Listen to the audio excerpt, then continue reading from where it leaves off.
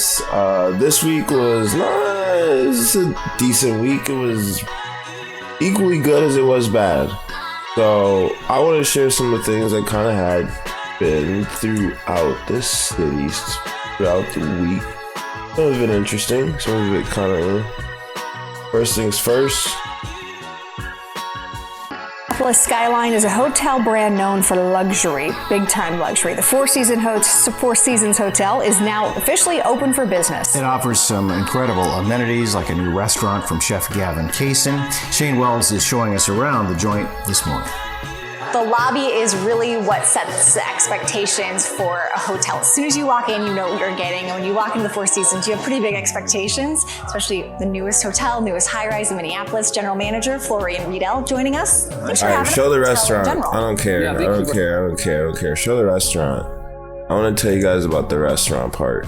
The restaurant part is fire. Blah, blah, blah, blah, blah. Yes. So,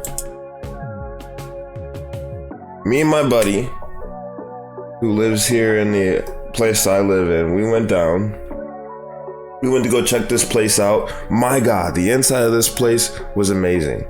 If you were to keep going down to this right area, there's like a whole area where you sit down and then you can actually see inside the kitchen area. It's pretty dope. So when we got in, we went straight to the bar because it was just us two. And we started looking at the menu. Pretty good stuff. It was a lot of Mediterranean food. They said that's the theme of the whole thing, and they may change it, but that was what they had on the menu. A lot of good dishes. I think the appetizer that we had was called Lebna or something like that. It was just really good pita bread. Fantastic. I had this cocktail called the Arpsch or something like that. And then he had champagne. Then we ended up ordering this ricotta bread with this like tomato spread and fire. And then a New York strip with this sauce on it. And it had onion.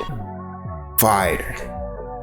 Great time. It was a great time. That's what I wanted to get at. If you ever get a chance, go up to the Four Seasons. Apparently they have like a pool top area.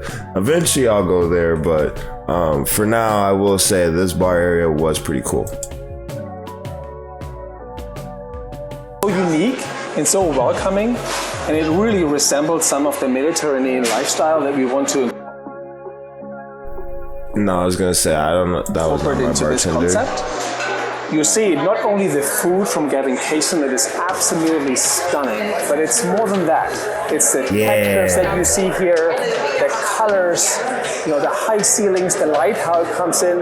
All of really that nice. Resembles the Mediterranean lifestyle. And then that's the kitchen area. In this dining room, you see the olive trees, for example. So when you sit down here, you kind of take a step back and, you really feel like you're, somewhere in the Mediterranean, and it kind of brings people together and you enjoy the moment. Whether it's the food you're eating, the company you're in, or the environment you're in. Yeah, fancy ways of saying that they can charge you a lot more. Our New York strip was like $60. It was good, but $60. So, yeah. To each his own on that one. What this is all about. To be honest with you. About 20,000 square feet in meeting space. And you see that every single room has natural light. And then if people rent these spaces, I know I walked by, it's at the bridal suite. Yes. What's that? It's our celebration suite. Hold on. In our market, we're the only one that has a celebration suite. And it comes with any celebration you have in your hotel. Whether it's a wedding or an anniversary or a green room, it's a space for yourself. This is actually a very sought after space, that every time we have inquiries about weddings, that leave it to Four Seasons to do something this fancy. And we couldn't end this story. You would have never thought. I was just sitting there for the restaurant. I didn't even get to see the hotel part. Eventually I'll stay, but it doesn't really make sense to do it when you live in the area. So on to the next story.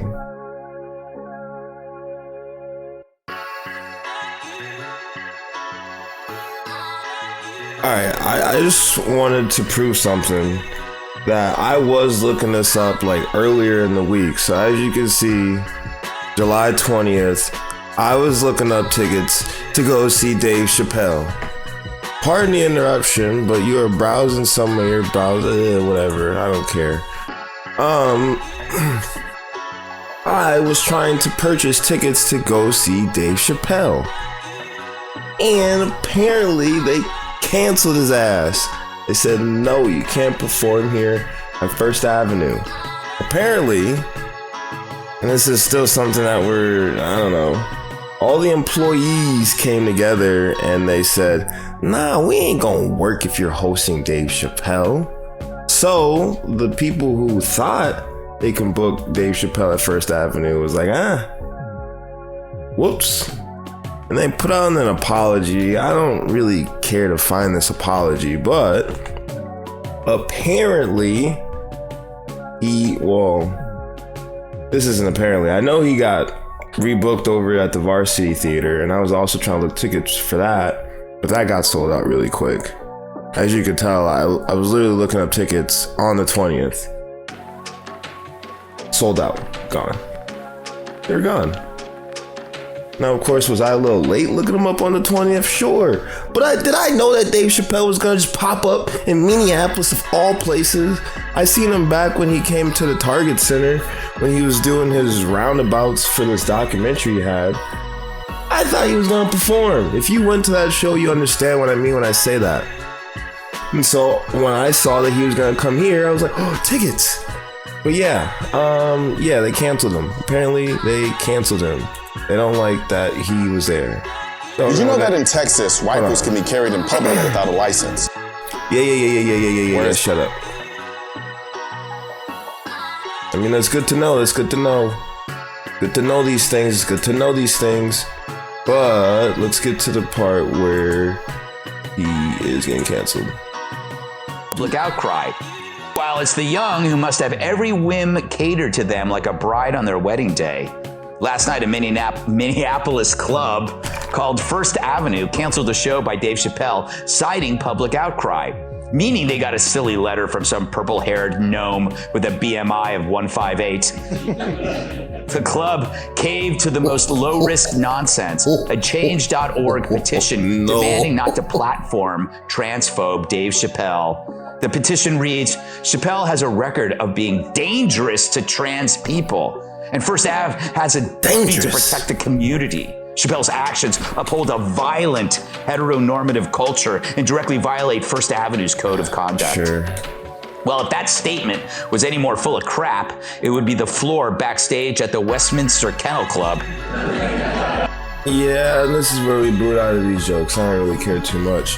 But what I also wanted to show you guys was, I guess, Joe Rogan and Andrew Schultz was talking about this for a little bit as well too, and it's a little weird, but they had a little bit extra in it. Apparently, people were attacking others at the Varsity Theater. So we were talking before the podcast about what happened. So today is what's today's date? Today is the 22nd, which is a Friday, and just yesterday, Chappelle's show got canceled in Minneapolis in a venue that did Prince own it?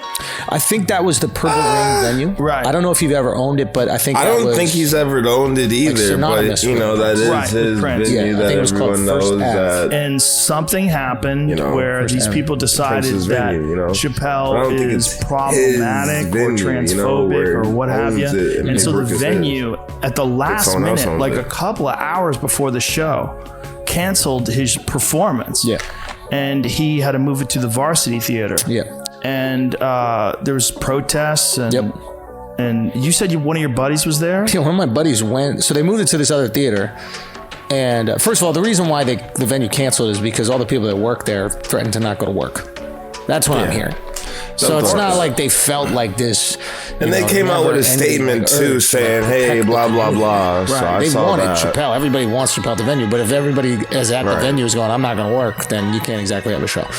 So they do it at the other show, this other venue. And then the protesters went to the other venue and were kind of like, I don't know, for lack of a better term, like harassing the people that were going to go to the actual show. And my buddy went there and they were trying to fight him. And like, he wasn't even going to the show. He was going to see what was happening. He wasn't like part of like an anti-protest type thing. That's wild. Just to walk by, just to be nosy. He's a Somali kid, right? I want to get you this. Red Band sent me a video. Yeah, show me. What, of the eggs? Where the guy was going to throw the eggs and he got that shit kicked out of his hand? Here, I haven't seen it, so we'll see it for the first time together. But look at this real quick before you play the video, right? So a guy found out, one of the guys who was protesting was like trying to like fight him and fuck him up, found out who he was and then sends him a message, right? And the guy's name is Anthony, and he has his pronouns he and they in the bio. He and they. Yeah, he and they. Oh, sometimes I'm a they. Yeah. Sometimes I'm a he. And if you get it wrong, don't get it wrong. You're a bigot. Yeah, you fucking piece of shit. So he goes, "Hey Abdi, I've talked with others who were there and closer to you now that the picture has become clearer. I'm very sorry that the white guy started off the whole escalation and caused a bunch of bad assumptions. This is 100% why, as a cis white guy, I choose to follow the directions of the activists/organizers on the ground instead of taking the lead. I'm there to support. It bothers me a lot that white guys do this and leave other people to pick up the mess. I'm going to delete my replies because they didn't pick up on what was actually happening. You know, I see your byline and MSR and Sahan Journal and look forward to reading some of your pieces. Hope our next meeting is more peaceful. Good night." Did he punch him? More peaceful. What did he do? I guess they were just beefing. I don't think anyone got hurt. I didn't hear anybody getting hurt. Activists protesting outside a sold-out Chappelle show in Minneapolis. So let's play it and hear what they have to say.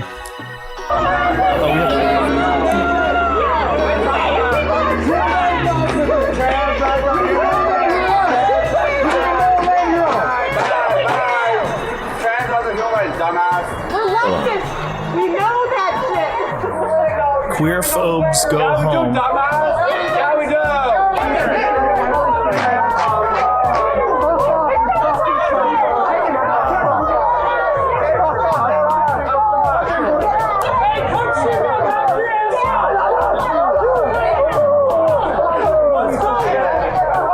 Oh my God. A lot of hostility out here. But it's not a lot of people that are hostile. It's a small amount. It seems like there's like the typical Minnesota guy just trying to get through the crowd, just confused as shit. Just like it's hard to see the. Who knows? Yeah, but the thing about Chappelle's special that drives me crazy, and this is one of the things that drives me crazy about cancel culture, air quotes, outrage culture, I should say, is that people don't know the full story and they protest. And they get crazy and they have a narrative that they've either read or they've seen, and they just adopt that narrative and they run with it. And the narrative is that his special was transphobic. Right. So that special was not transphobic at all. It's essentially a love letter to a friend who committed suicide. I think that depends on your definition of transphobia. I've talked to some trans people about this, and they feel if you... I think this is where I'm going to stop. I just wanted to hear the Dave Chappelle part in Minneapolis and that people were getting a little bit rowdy outside the Varsity Theater because of his appearance. I wanted to go see the show. I would have went to go see it. If somebody would have tried to harass me to try to get into the show, it would have been raps. Like, you're not going to stop me from seeing that show. Like, facts. Like...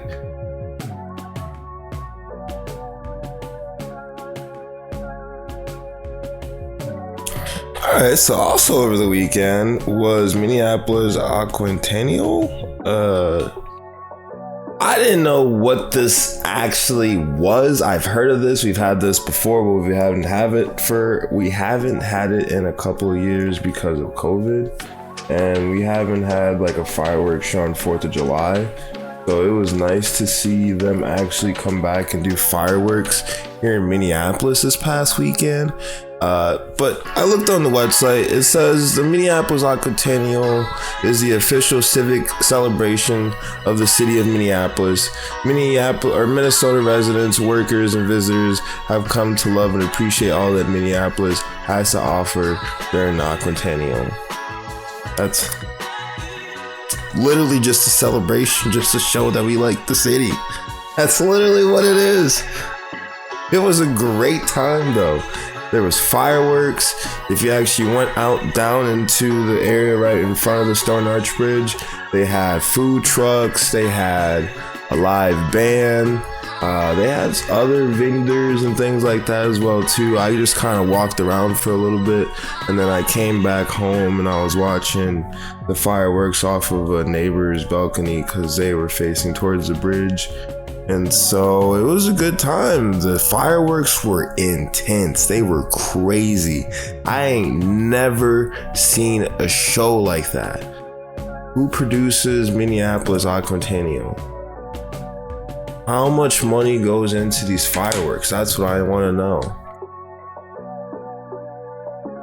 Minneapolis Aquatennial firework budget.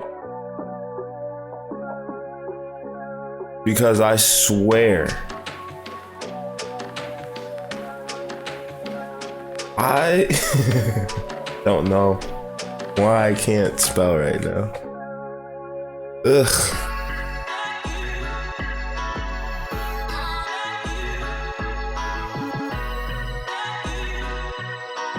Uh, 25-minute show, which is wild, right? A 25-minute fireworks show.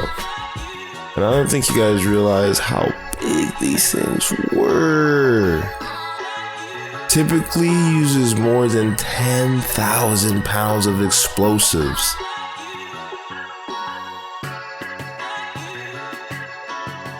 Okay. It says it has taken 400 man hours to design and set up and perform. One of the top 5 largest shows in the country. You see that? One of the top 5. Top 5. Draws more than, 250,000 spectators in downtown Minneapolis. Yeah, there was a lot of people downtown. I'm so glad I don't have to worry about getting downtown. It's pretty nice, I'm not gonna lie. Yeah. It was a fun time overall. I'll have to make some more clips like these where I talk about Minneapolis and things that are going on in the city, but I just wanted to talk about those because it was just kind of all things that actually related to me in some way or shape, form, or capacity. It was just kind of interesting. But before we go though, actually, I wanted to show this last thing because this is kind of funny. Apparently over Saturday, come back. On Saturday, there was a record breaker call over the whole week of just people calling saying shots were fired that evening. 1,073 people called that evening and said shots are being fired. I know you're probably looking at these other stats, and let me make this a little bit bigger actually so you guys can see this. Yeah, 1,073 for calls, and then you can see all these other stats, but I'm just looking at the calls because it's just kind of funny. Shots are being fired. All right, guys, peace out and see you in the next one.